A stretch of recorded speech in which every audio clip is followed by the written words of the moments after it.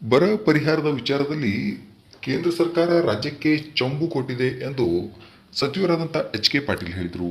ಈ ಕುರಿತು ರವಿವಾರದಂದು ಸಂಜೆ 5 ಗಂಟೆ ಹೊತ್ತಿಗೆ ವಿಜಯಪುರ ನಗರದಲ್ಲಿ ಮಾಧ್ಯಮದವರೊಂದಿಗೆ ಮಾತನಾಡಿದ ಸಚಿವರಾದಂಥ ಎಚ್ ಕೆ ಪಾಟೀಲ್ ಅವರು ಮಾತನಾಡುತ್ತಾ, ದೇಶಕ್ಕೆ ಚಂಬು ಕೊಟ್ಟವರು ಕಾಂಗ್ರೆಸ್ನವರು ಎಂಬ ಯತ್ನಾಳ್ ಅವರ ಹೇಳಿಕೆ ವಿಚಾರವಾಗಿ ಪ್ರತಿಕ್ರಿಯೆ ನೀಡುತ್ತಾ, ಬರ ಪರಿಹಾರದಲ್ಲಿ ಕೇಂದ್ರ ರಾಜ್ಯಕ್ಕೆ ಕೊಟ್ಟಿದ್ದು ಚಂಬು, ₹1 ಟ್ಯಾಕ್ಸ್ ತಗೊಂಡು ನಮಗೆ ಕೊಟ್ಟಿದ್ದು 13 ಪೈಸೆ ಚಂಬು. ಬರ ಪರಿಹಾರದಲ್ಲಿಯೂ ಕೂಡ ಕೇಂದ್ರ ನಮಗೆ ಕೊಟ್ಟಿದ್ದು ಚಂಬು ಅಲ್ವಾ?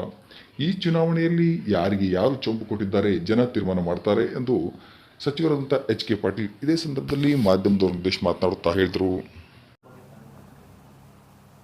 ಅಲ್ಲ, ಚೆಂಬು ಕೊಟ್ಟಿದ್ದು ಯಾರು ಅನ್ನೋದನ್ನು ಈಗಾಗಲೇ ನಾವು ಅಂಕಿ ಸಂಖ್ಯೆ ಸಮೇತ ಹೇಳಿದ್ದೇವಲ್ರಿ.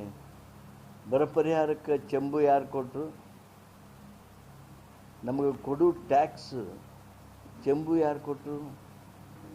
₹1 ಟ್ಯಾಕ್ಸ್ ನಾವು ಕೊಟ್ಟರೆ ನಮಗೆ 13 ಪೈಸಾ ವಾಪಸ್ ಬರ್ತೈತಿ.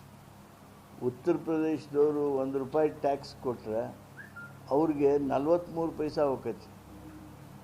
ಕರ್ನಾಟಕಕ್ಕೆ ಚೆಂಬು ಯಾರು ಕೊಟ್ಟರು?